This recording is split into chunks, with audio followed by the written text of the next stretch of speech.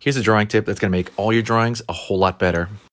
Here's a tip that almost nobody does, and I want you to try out. This is a simple line art drawing of Legoshi from Beastars. What is an easy way to give this drawing more presence and gravitas?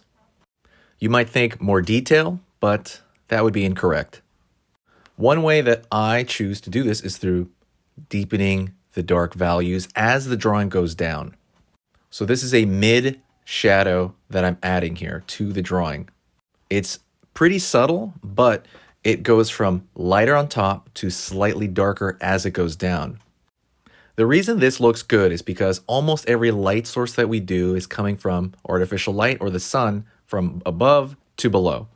And in this version, it is a much heavier version where we're adding a lot of shadow, more shadow to under the neck, more shadow to the lower portion of his shirt in this vignette. Doing this might make your sketches look a lot more attractive and more grounded on the paper. These are represented in this very simplistic form. It's like filling a cup. This can make the character stand out on the page much more. The change is pretty minor from the blue to the green, but the change is pretty large when you look at the difference between the green and the orange. They're literally the exact same sketch, just a little bit of added shadow toward the lower portion of the drawing.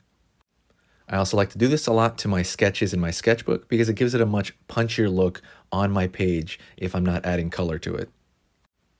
As I said earlier, this gives it a little bit of balance and weight on the page. So you can think about it as a literal weight as it's holding down the drawing. And visually, it can hold the attention of the viewer much longer.